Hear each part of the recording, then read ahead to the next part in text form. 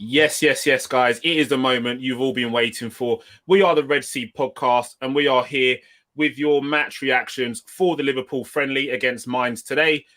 It was a little bit of a rusty stalemate game. You can see a few people dusting off a few cobwebs in the preseason, but nevertheless, we're here to talk about it. Guys, run that intro.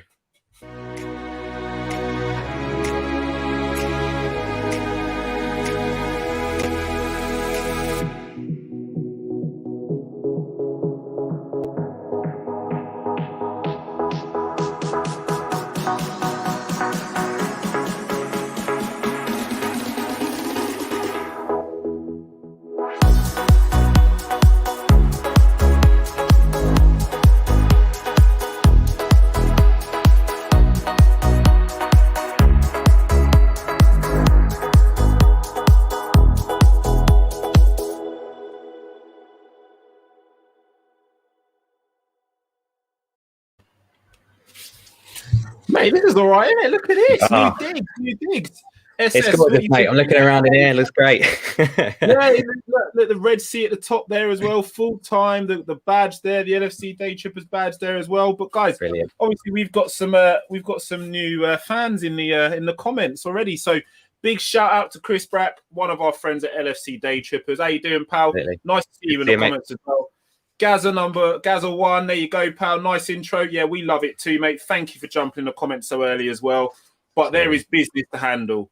And the pre-season friendly against Mainz. What are we thinking? This is a match reaction show.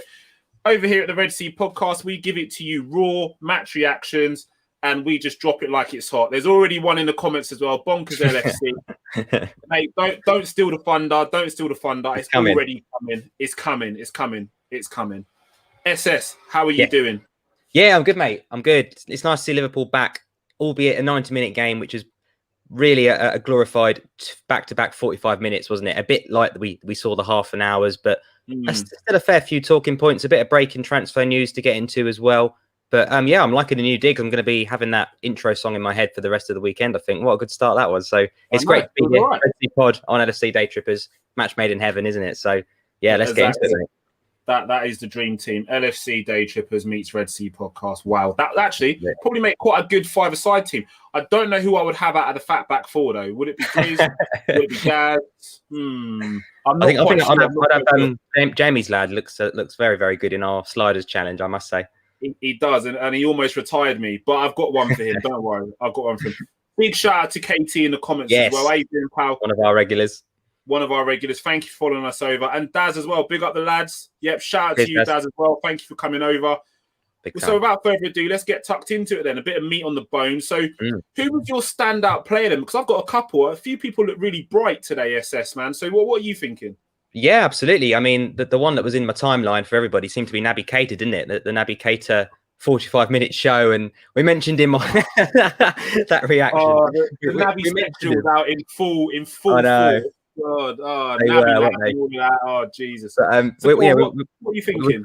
We were talking about him, weren't we, on our tier list last night, and I'll be brutally honest, he was in the bin for us at the moment in terms of what he's done so far in his 3 years. We mean what we say on this show. So to see him actually come out, get on the ball, be quite confident, take players on. All right, it's 45 minutes against Mainz. They were 6 points off going down in the German Bundesliga last season. They're a club close to Jurgen Klopp's heart. We're in the area where he grew up, aren't we? The German, Austria, Alps, that kind of area. We played Stuttgart, Innsbruck, all that kind of area. But yeah, to see Naby Keita actually have a good 45 minutes, albeit the opposition not incredibly strong. But yeah, like I said, taking players on, looking like he's got a bit of belief and actually going into some challenges and not worrying that he's going to snap in half. So that was a big positive for me. I think Tsimikas we spoke about while we were watching the game together. Again, he looked better. I thought he looked decent. There was a couple of times he gave the ball away for me. His crosses, he had a simple pass at the back that he put someone under pressure when he didn't really need to. But again, rolling about on the floor as well, a little bit too much for me, especially in a pre-season game. Come on. All right, so let's keep it focused on Naby Keita then, because what I want to do with the guys in the comments, if you're in the comments, please like, subscribe, smash the like button, blow that like button up. We want to see all of you. And guys, in the comments as well, we're going to ask a couple of your opinions. I can see a few of you already getting tucked in there with a few opinions. Chris back with a lovely worded one there as well. We ain't going to throw that one up just yet. But yeah, Naby Keita, I think he was bright. It was good to see him actually demanding the ball, because for a long time, Naby's been a shadow of himself and not even really wanting the ball. But today he looked bright. He looked purposeful, getting forward with the ball as well. And mate, did you see that little bit of skill he did where he took the ball in his stride? That was lovely. Went to pop the megs on the defender, on the midfielder.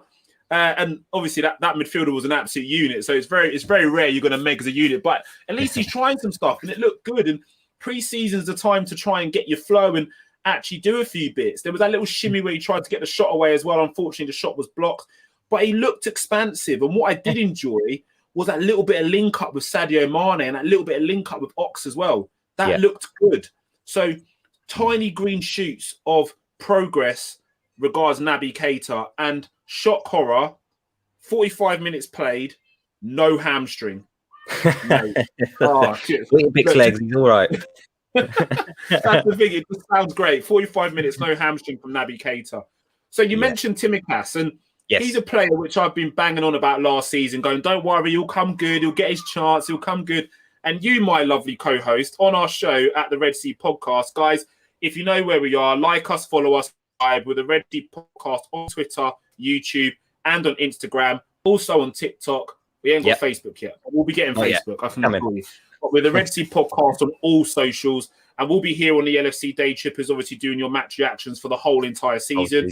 But can't wait. Yeah, me and you have had clashes over Tsimikas because, you know, whilst we're co-hosts, we don't always see eye to eye. Sometimes we have some difference of opinions. Occasionally, I get SS to agree with my wonderful football way of thinking. But that's just how it is. But yeah, I like Tsimikas. I think he's not really been given a crack at the whip. It's his first season, disrupted by injury, disrupted by COVID. But today, again, he looked bright. And my God, can he whip a ball? His delivery is absolutely sensational. And I'm looking forward to seeing a little bit more of him. And also, he's aggressive. When he lost the ball, he's not afraid to have a little nibble. No, he just needs to get into a flow, doesn't he? And the most difficult thing to do is to get in the team and have a run of games when you're understudying Andy Robertson, who is our most consistent player in our squad. You know, he's the one that can just go week in, week out. He rarely gets injured. You know, he plays 90 minutes. You know, I think the only injury I can remember was Barcelona when he had to come off for Gini. But other than that, I'm struggling. So Tsimikas, if he can get a little bit of a run, if we can get somewhere in one of the cup competitions and he can play regularly and come in here and there. You know, I'm not saying there's any lesser Premier League teams because we couldn't beat the lesser Premier League teams last season, but Tsimikas needs minutes, and that the only way he's going to improve and, you know, get within to this team and settle in is by playing. And you mentioned Keita. You know, I saw him linking up with Konate and Mane, players he's played with. You know, the Leipzig connection, and Tsimikas needs to start making little connections himself, because if he gets chucked in, I think he played against Midtjylland and then he's injured and then he doesn't play for a few months and he's back in, and you know, it's really tricky to judge him. But yeah, like you say, for 45 minutes a day, he looked bright. So the only thing is a certain Scotsman is back in training today. Yeah, you're right. And, you know, I feel sorry for the lad because it's been stop-start. I mean, Gaza makes a great comment here as well. Tsimikas looks like there's a player in there. Gaza, I totally agree with you, pal. I really, really think there's a player in there. You know, people who know me from watching me on the Red Sea Podcast will know that I'm quite detailed with my analysis of players. And if you look at his production rate from when he's in the Cypriot League, I know it's a Cypriot League, and I know it's full of farmers. Greek League. Sorry, the Greek League. I know it's full of farmers. But if you look at his production rate in terms of his crossing, and his output, it's absolutely fantastic. We brought him because he's a cross merchant. All he's going to do is put balls in a dangerous position for our front three to actually get onto. Kevo Sullivan makes a great point as well. Tsimikas wasn't helped last season by the injuries at centre-back. It was vital Robbo was on the pitch. Again, mate, I share your sentiments.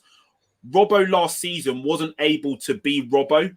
He was trying to defend the centre-backs as well as try and get forward as well.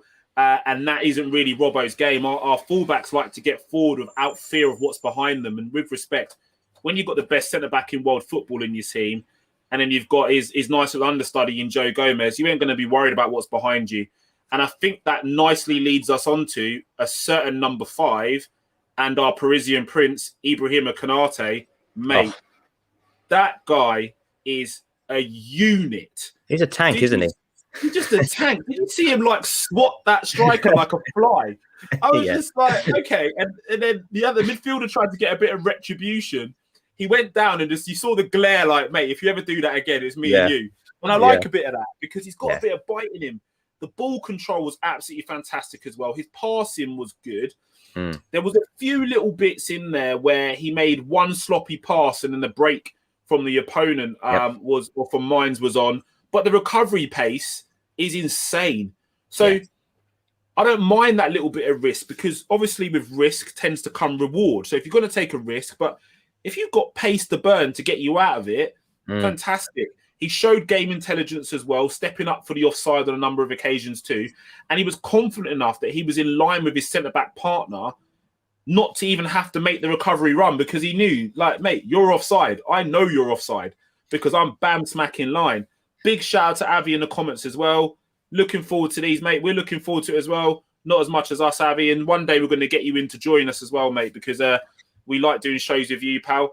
There's some really, really good comments in there. Shout out to Courtney Barker as well. Yeah, I was going to jump on this one because I was just going to go on Konate. And I just wanted to speak about Konate just quickly. And I don't want to put the pressure on him too much. But yes, I am. Van Dijk 2.0. He is exactly what we were looking for. You know, he's been brought in because Van Dijk is coming to the 30s of his career. What better person to learn off? And he's got everything that you described is exactly what Van Dijk is. He's big.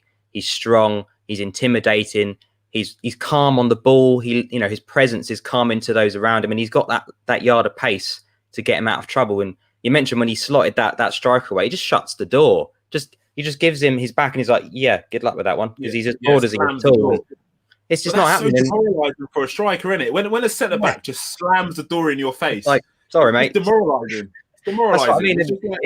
It doesn't matter if you're going to knock it past him because he can shift you out wide. You know, if you try and take him on, like you say, he's going to shut the door. And once he wins the ball back, he doesn't just hoof it down the pitch. You know, he looks up, he finds the pass, and to see him and Joel Matip side by side just fills me with such. It just made me feel so good to see two quality centre backs alongside each other with a goalie behind them that I actually trust. That was lovely. Yeah, well, we'll move on to the second half a little bit later if we're talking about goalies that we actually trust. But just quickly then, Norwich first game of the season.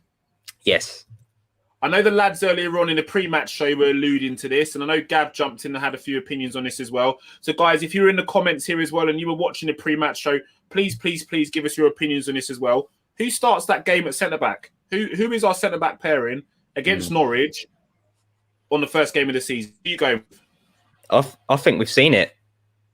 I think we've just seen it, because Van Dijk and Gomez, you're yet to kick a ball in pre-season. I know it's still, 4 weeks left before we kick off the season or something like that. But yeah. I don't know if they're going to be chucked straight in. You know, we've got Hertha Berlin on Thursday. I think Konate and Matip start that game again. So at what point do Van Dijk and Gomez start to build that relationship alongside a Konate or alongside each other? When's the last time they played alongside each other, let alone never alongside Matip? And how many centre-back partnerships did we have last year? Combinations, 21, something ridiculous. So let's try and keep that lower this season, So I honestly think Konate and Matip are likely to start that Norwich game. If we see a Van Dijk and a Gomez coming on towards the end of pre-season, fantastic. We can start to get them in within the first few games of the season. But I honestly think we've just seen the starting pair. The beautiful thing is that because we've now got options at centre-back where we didn't have that towards the tail end of last year, I'd say throughout all of last year, it takes the pressure off Van Dijk and Gomez. They are coming back from huge injuries. We're talking about a major impact injury on both. That isn't something that you're just going to get over in just a pre-season. They need to be fit, number one. They then need to be match fit. Yeah. And when you've got a Konate available to you, a fit Joel Matip, and Nat Phillips as well, Reece Williams is there too. Dare I say a Ben Davies if we ever actually see him play in a Liverpool shirt. I know we got a few minutes the other day, but we've got options. There's no rush to bring these guys back into the fold. Big comment here as well from David as well. Matip and Konate. No need to rush the other two yet, mate. Spot on. Owen McMahon as well. Great comment from you as well. Konate and Matip. Also, mate, I just think it's a beautiful thing, and there's nothing more that makes me happy than to see Liverpool in a fit position where we've got players coming back and we're getting a full pre-season out of these players. Mane looked sharp. Mane looked real sharp. I mean, I was going to mention them, but just before we move on from the centre-backs, I've almost lost my selection snobbery now after just, anybody at centre-back, if it's Phillips, if it's Williams, if it's Kabak, if it's Fabinho, if it's Henderson, just to see two centre-backs that are very good at football playing together. I just don't. Any combination of those four, I do not care. I'm not going to moan that Van Dijk's not playing. I'm not going to moan that I don't like the combination. And there was another good comment in there that Konate looks like he can play either side of that centre-back partnership as well, which is a bonus depending on those combinations. But sorry, mate, you crack on with Mane and Salah. No, and again, that's a beautiful thing. There was a lovely piece in the commentary today as well, which was said about players having preferred size. And it doesn't look like Konate is bothered. He's like, just throw me in and let me just destroy it. And that's what I want to see. And the confidence as well on the kid, just to play and be progressive as well. Absolutely fantastic. Great comment here as well from David Welsh. Yeah, I like that one. Really, really good comment, mate. Thank you for getting involved. Again, if you're new to the channel, please like and subscribe. Also, head over to the Red Sea Podcast on Twitter, Instagram, and on all the socials to give us a follow as well, guys, which would be great. Jurgen Klopp says Virgil van Dijk and Joe Gomez look really good, but would be surprised if they were involved against Hertha Berlin next Thursday. Again, David, I don't think there's any expectations on these guys, and I think the Klopp is doing the right thing by taking the pressure off them. Yeah, you want them to just slot back in like it never happened. So the more rest they get, the better for us as a football club. And do you know what? Even if we didn't see those boys until late September, October, I'm not worried because we've got Ibrahima Konate, we've got Matip, we've got Phillips that can play as well, providing we hold on to him. We've got a lovely, lovely selection. Well, I mean, it's usually a year. ACL we've seen with Ox, it's usually 1 year, and like you mentioned, Van Dijk was injured September time. At Goodison. So I agree. I think that's not an unrealistic aim to have him back around that time. But Cenk again, thanks for joining us. We've had Cenk on before, great friend of our channel. So big up to Cenk as well. Yeah, big up Cenk, mate. We need to be hitting you up because we've got lots of plans, mate. Need to get you involved as well. Obviously, Cenk is a really, really good supporter of us guys at the Red Sea Podcast as well, and loving the fact he's followed us over to LFC Daytrippers to show some support here as well. So your support is we're grateful for your support, pal. We really, really are. So just jogging on to Mane then. Yeah, I think he was sensational. To be fair, he looks so bright, and do you know what? It's good to see him with that confidence to start running at people. Something we didn't see so much from him last year. And again, he almost looked fearful to go forward because of what was behind him. Yeah, so I mean, that line can give you so much confidence to do some good damage to the opposition.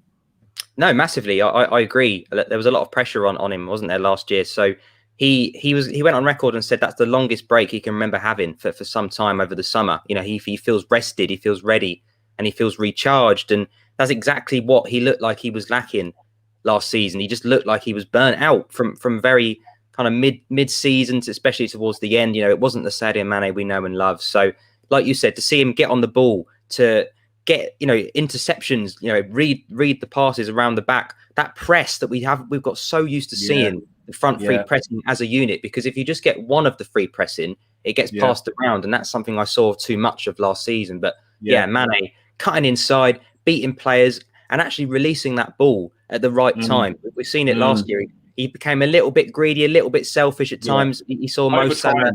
Yeah, exactly. Yeah, it is. You know, you see Mo Salah, 20 goals, 25 goals, and, you know, Mane's on 8, and he's thinking, I've got to do more, I've got to do more. And I agree, you end up trying too hard. But yeah, seeing him link up with Keita, coming inside, giving it to Keita on the turn, Mane getting back down the line for the return, or cutting, you know, go heading towards goal to receive it for a shot on target was brilliant. And Mo doing the same thing that he's always done over on the right side. So if them two can hit the ground running at the start of the season, I'll be very confident going into that Norwich game. Okay, so we know that those two, or we hope those two are going to be firing at the beginning of the season. Still a long way to go in pre-season. A lot can happen, okay? But let's fast forward to a Norwich game. Mo Salah and Sadio Mane have had an absolutely banging pre-season. They've blitzed everyone in front of them, but there's one key thing missing. Who starts in that central position in terms of Bobby or Ox? Because respectfully, Ox looked right today. The press was there. He was dropping deep to receive the ball. He was trying to play people in. He looks as though he can be a backup option in the interim to play that role. And I've been saying it for a long time. Liverpool do not deviate from transfer targets. If we have a transfer target in mind, that's the person we want. That's the person we'll get. We'll play the waiting game, and it's paid dividends. Virgil van Dijk, we waited for. If everyone remembers, we wanted to sign him in the summer. Yeah, we made an absolute balls up of that, going public with it, and Liverpool learnt their lesson. It's almost like we now do things so undercover, a bit of cloak and dagger, but I think that's how it needs to be done now, because we learnt a valuable lesson from that transfer saga with Virgil van Dijk. But we got our man in the January. Yeah, Ibrahima Konate could be another example of that. We could have brought in someone in the January when arguably we needed someone as soon as possible to fill that gap, which was left by Virgil van Dijk and other injuries and so on and so forth. But we waited and we got our man. And guys, you know, I'll have it from no one. He looks like a stellar signing, Ibrahima Konate, as well. And also, I want you all to use the hashtag going forward of our Parisian Prince. Yeah, our Parisian Prince. That's what we're calling him. You heard it here first on the Red Sea podcast. But Ox, I reckon you can do it, even if it's just a year. It's a tricky one, isn't it? There's a lot of 50-50, I'll be honest, and that might be being kind. A lot of people in the comments not convinced. And the whole reason Chamberlain left Arsenal, I feel, was because he couldn't nail down a position. He was being played at right wing back and, you know, all the rest of it. And it wasn't really helping him. That, you know, there was a good comment on the commentary on the game today that Leighton Clarkson, who we'll get onto in terms of the second half, can play DM, cam, box to box.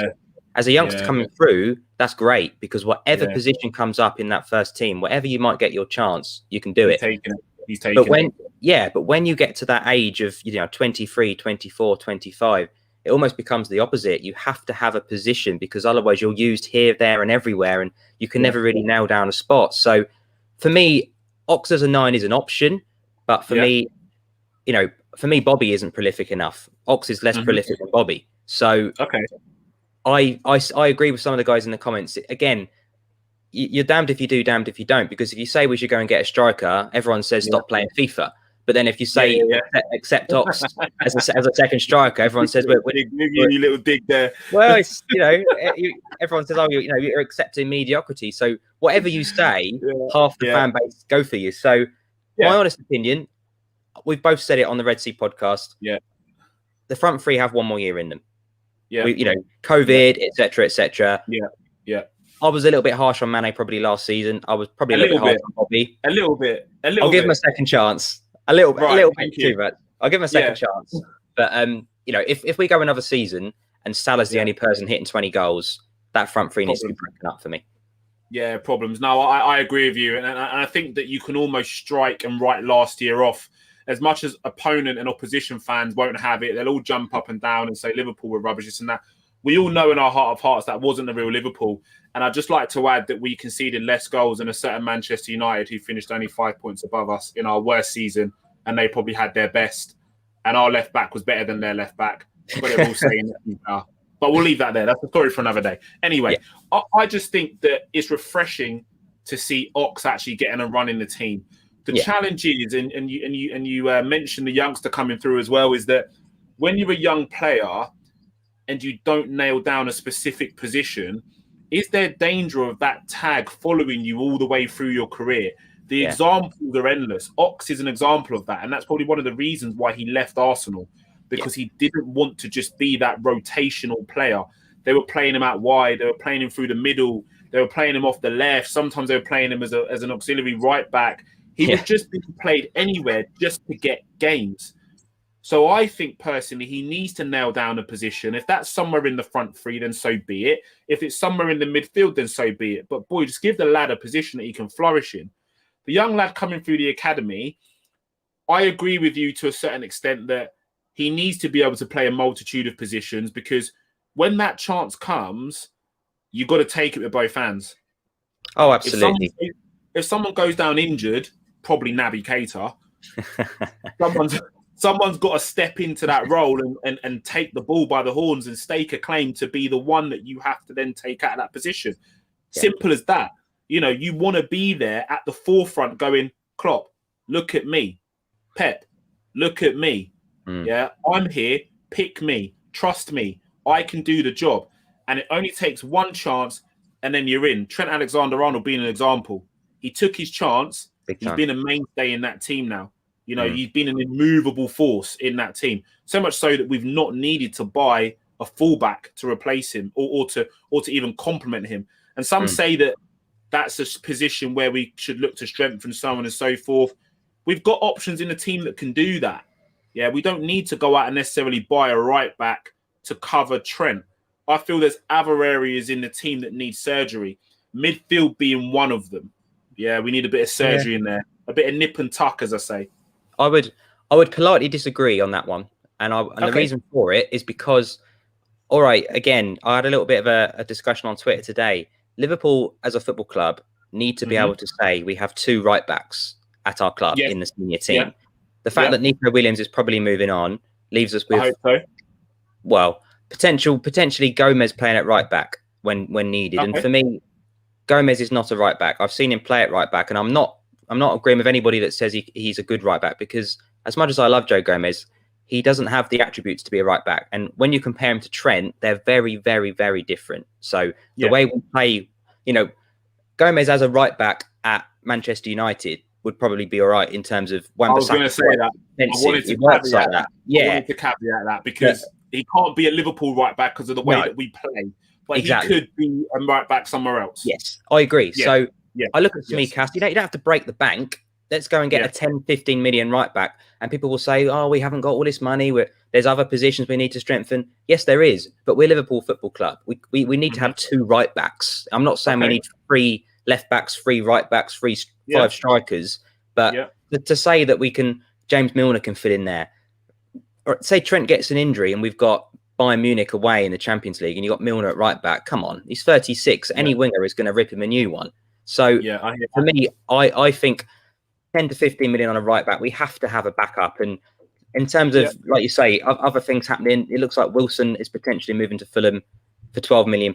We've got Jota coming back to the squad as well. You know, there's other players that aren't back yet. So Thiago, Shaqiri, they're all going to come back into the squad. So we've got good options. And like you say, there's a good comment here from Kev. Jota potentially as well could be a 9 other than Bobby and Ox. And Avi says about Vlahovic potentially coming in as well. So there's definitely options. But for me, a right back is a no-brainer, crucial. We have to, you know, especially if Williams goes, we have to sign one. But for me, I agree. There are midfield definitely needs attention. I think Jota, Mane, Salah, and Firmino, 3 of those 4, whoever are the most informed 3 have 1 more season in them. But I'd like to see a midfielder, a right back this year, and a striker next summer. Yeah, good shout. Just want to flick to a couple of comments. We've got Statman Stubbs also from the Red Sea podcast in the comments. Yes, pal, how are you, mate? I know you're out and about in the community, obviously having a bit of away time with your family. But thank you for locking in, mate. Yeah. Big shout out to you. I want to flip to a comment from Raz Malai. Thiago, what are you on about? So where's that one? There you go. Mate, look, I view football as a whole. I'm not just focusing on Ox's one performance. All I'm saying is that he has the ability to play there. Today, he looked bright. Yeah, he was doing a few bits. He was linking up. It's his first time really playing the role. Cut the guy a bit of slack. I think that we'll probably see him maybe making cameos in that position when Bobby needs a rest. I don't think Jota plays through the middle. Personally, I think he's better off the wing. You could see Mo Salah go through the middle. All I'm saying is that Liverpool Football Club need options, and we're trying to address our issues creatively by what we already have in the squad. Because as I mentioned before, we do not deviate from transfer targets. If we have someone in mind or a particular host of names on that list, we will not just go and buy someone for the sake of it. We'll bide our time until we can either pay the price that we want or until that transfer target becomes available. So if it means that Ox has got to do an auxiliary role playing in the false 9, then so be it. If it means we're going to get the right player to fit our mold, I would rather have someone that's in the squad, that knows the squad, knows how we play, than do what a number of teams have done over the years and gone and build a team based on panic buys. It's not what we're about, unfortunately. It's not what we're about. I agree. I thought I'd have a question for you, though, James. Obviously, that's the first half wrapped up pretty well. Second half, although it's difficult because every time these players play, they tend to be surrounded by kids. But Minamino, Origi, Curtis Jones, what did you make of them?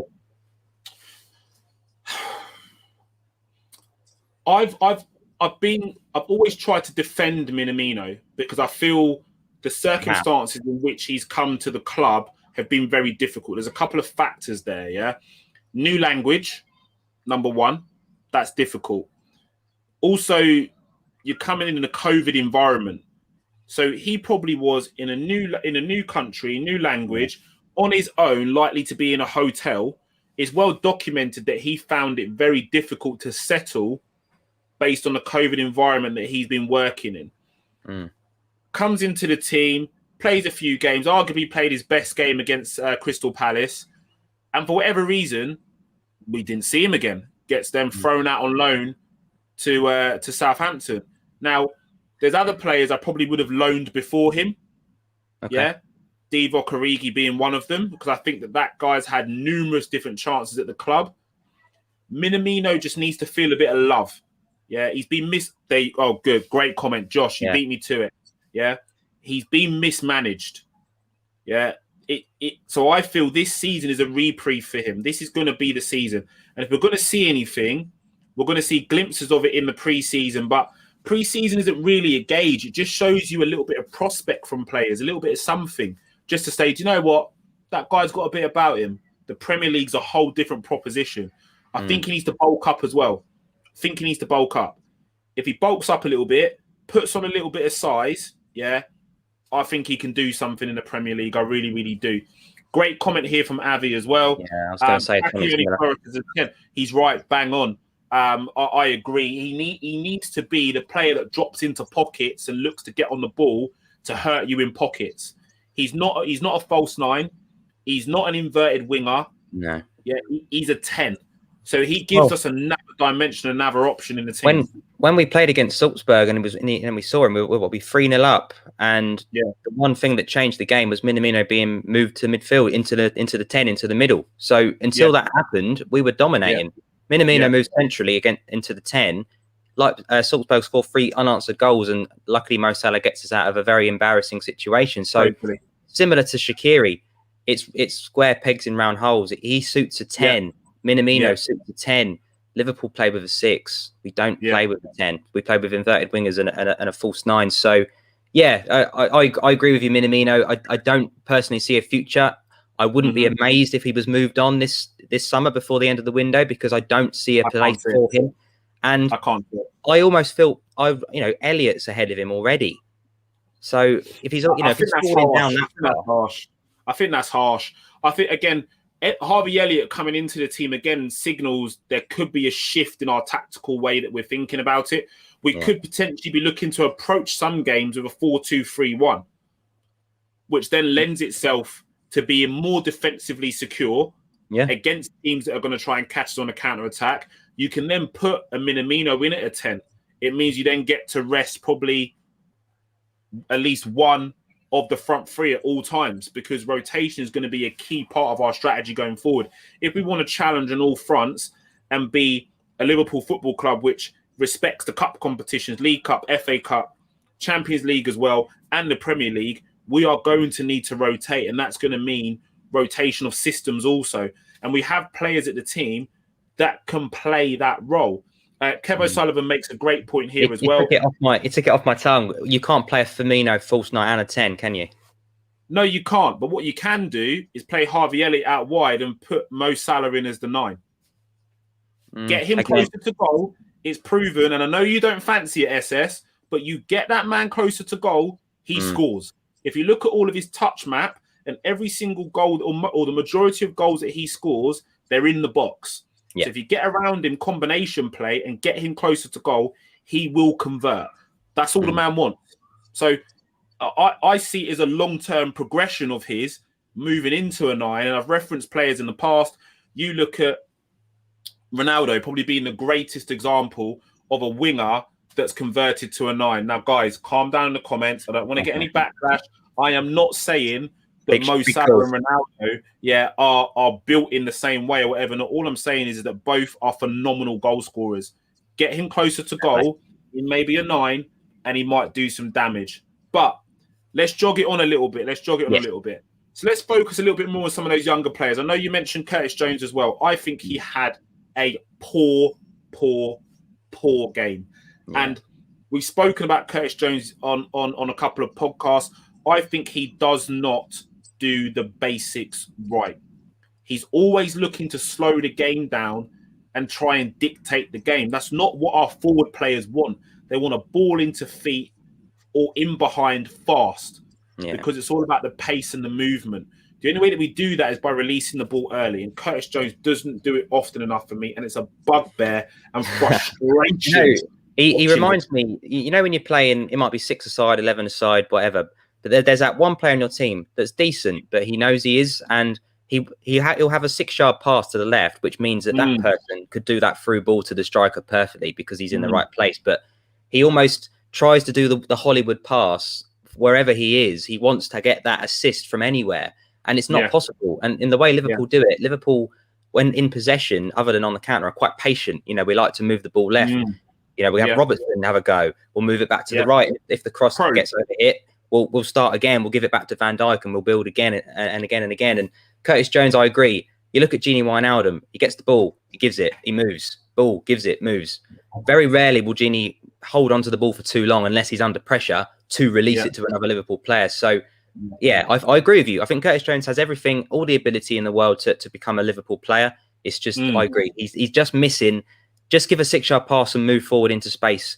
1-2s, just a little bit too greedy on the ball for me at times. And still, we saw the goal against Everton, the one that announced him. Fantastic. But you can't do, every time you get the ball, you can't do something magical. Sometimes you just got to move it on, keep the basics still. But I thought, other than that, the second half, I think Nat Phillips did Nat Phillips things. I think he, for me, is proven to me that a 5th choice centre back is a very good insurance policy, and to keep someone that we know and we trust that can do a job as a 5th choice. Does he want to do that though? Does he want to do that? That's the question. Is it fair to him after having? Is it fair to him after having a breakout season? So we jog it back slightly. Nat Phillips was at Stuttgart on a loan. Done phenomenally well at Stuttgart. He's well regarded there. Stuttgart. He then comes back to the club. He's about to go out another loan, and we have an injury crisis because he was going to depart the club last year. Let's be honest. He was in the shop window. He was going to leave. We have an injury crisis, and all of a sudden, Nat Phillips is playing some sensational football. So his stock is at the highest it's ever actually going to be. Now, it is now a time to cash in. Kabak's available on the market for possibly 8 million. And again, guys, don't come for me. Don't shoot me down. I'm not saying we necessarily go and buy Kabak. All I'm saying is this an opportunity for Michael Edwards to do Michael Edward things and cash in on someone which we paid nothing for? The fees that are being quoted are 12 to 15 million pounds. That 12 to 15 million could get us on the way to buy in that dream midfielder we're all looking for. Well, like you say, what's more important, a 2nd choice right back or a 5th choice centre back? If Phillips sits on the bench for a whole season and we're a bit more fortunate with injuries, he's not worth 12 million next season. He's worth 5 because he's not played all season. So it's a really good point you make. So it's an interesting one. If he gets a move to a Brighton or a Burnley, and a Ben Davies and a Reece Williams are in and around the 5th choice, it's a risk because we've got 3 of the 4 centre backs with not the greatest injury records of recent times. I know Van Dijk is just one big one, but like you say, we can't say Van Dijk comes back and first game he gets a niggle and he has to miss a couple of weeks, and Gomez the same. Suddenly you've got Matip and Konate and no one else. So for me, I think I would keep Phillips at least till January. And if we get to January and he hasn't made an appearance, I would probably move him on. But January market. It's a risky strategy. And Kev O'Sullivan makes some fantastic points in the comments as well. Big up to you. Yeah. In terms of the Nat Phillips as well. Phillips has if Phillips has anything about him, he should be pushing for a move. He's good enough to start in the likes of Brian. Totally agree with you. Yeah. And then Kev continues with a fantastic comment again. Can't buy a non-homegrown player to replace Phillips. And you are bang on, Kev. Liverpool are in a situation where we've got to get a homegrown player in. because we're in dangerous territories of not meeting the homegrown quota. So maybe you start to see names like John McGinn linked. You start to see names like Jared Bowen linked. And guys, I know, it's not a sexy transfer. It's not. And SS is having head in hands moments, but it's potentially catastrophic if we don't have that in the team. So I can understand why we're doing it, but I want to focus more on the game. So, I mean, who else was bright? What do you think, SS? Because I'm looking at that second half, and it was an own goal that got us across the line. It was a bit lackluster. It was a bit boring. It was a bit laboured. The passing tempo wasn't there. The press wasn't there. And if your young players trying to stake a claim, you want to be looking to push. You want to be looking to put minds to the sword tonight, surely. Oh, definitely. I mean, Gordon looked good in the half-hour game. I thought he looked good again today. In patches, there was a chance where right at the end, Curtis Jones was clearly offside, but decided to tackle his own player to do a through ball to Gordon anyway, because as I've said, he wants to be the star man, and obviously it was disallowed. So, yeah, I wouldn't say any other youngsters are majorly catching the eye other than Gordon. But yeah, it was more a mixture of youngsters and a mixture of players that are probably, Origi, Minamino, Adrian in goal, Nico Williams, bit part players that could be edging for moves. And how much is their heart even in pre-seasons? Do they really need to put too much in if they know they're probably going to be coming to the end of their Liverpool careers? So yeah, second half was a little bit of a drag. I hope there'll be more to the Hertha Berlin game on Thursday. But yeah, first half, other than not scoring a goal, I enjoyed it. So I think, we've had half an hour games. We've had 2 45-minute games. I'm hoping the Hertha game, we might start to see the same team come out for at least the beginning of the second half and start making subs on the 60 minutes, building it up nice and slowly. So I wouldn't say anyone else majorly caught the eye, but it's another step in the right direction. And the likes of Jota, Robertson, will they feature against Hertha Berlin? I know the English lads and Thiago will be, and the Brazilians will coming back probably a lot closer to the start of the season. But you remember how many players you do actually have in this squad, and there is quality there. And people that have been out on long-term injuries, you almost forget. And I'd never say they're like a new signing, because that's just a cop-out to spend any money. But Naby Keita, Chamberlain, if they actually start the season fit, there's two options that we just didn't have. So I'm quietly confident after that so far. Yeah, so guys, big up you guys in the comments as well. Smash that like button if you haven't already. Subscribe to the channel as well. LFC Daytrippers doing some great things throughout the course of the season, and we're going to be here right through the season doing your match reactions. Great comment in here as well from get my words out. Festus Brown, all the way from Spain. Thank you for joining us, pal. Much appreciated. So big up you. Hi guys, I'm a Liverpool fan watching from Spain. I don't want Liverpool to sell Phillips, otherwise we will regret selling him. Phillips is the one player who hardly gets injured. I totally agree with you, mate. Availability is the best ability, but get the headband on. Play for anything. old school centre back. That's what he is. Heads everything. Absolutely. But at the same time, all things considered, his value is at its optimum. If we have a season where all our centre backs stay fit right throughout the season, his value plummets. Absolutely. So do we cash in now and take advantage of that, or do we just weather it and say, do you know what? It's £15 million. We can afford to forgo that. I don't think we can, because Liverpool have been very vocal in the sense that we have to sell to buy. Well, Wilson's gone. We're sitting on 30 million now. Phillips makes it 40, 45. Like you say, we're slowly creeping up to Tielemans, aren't we there? Don't jinx it. I hope so. Guys, thank you for joining us. We're about to wrap it up. We've been the Red Sea podcast, Red Sea full time for all your match reactions. As I said, we're going to be here throughout the whole entire season, giving you your match reactions right across all the competitions for Liverpool. And guys, it's been an absolute pleasure being here with you as well. If you haven't already, please head over to Red Sea Podcast on Twitter, Instagram, and on YouTube, and give us a sub, a like, and a follow. But SS, where can the viewers find us next? What we got coming up, mate? Yeah, so we got the away kit review. We got Transfer Tuesday with Ben from Redmen on our own YouTube channel, which we've, like you mentioned, we've just launched. So we've been popping up on Daytrippers and other places like that. But we've got our own home now. So yeah, please go over there. All the stuff's on our Twitter, all our promo. But love being on Daytrippers. Love getting involved with the guys. Gav's a top bloke. So it's been a pleasure. We've got the graphics, we've got the intros. It's a nice place to be. And yeah, roll on Thursday, mate. Round 2. That's it. Looking forward to it, guys. And please join us on Thursday after the game. As I said, we'll be giving your match reactions. I've been Thiago's father, 89. This has been my co-host, Southern Scouser. We've been the Red Sea podcast on Red Sea Full Time. Thank you for joining us on LFC Daytrippers, and we look forward to seeing you again soon. Cheers, guys. Take care.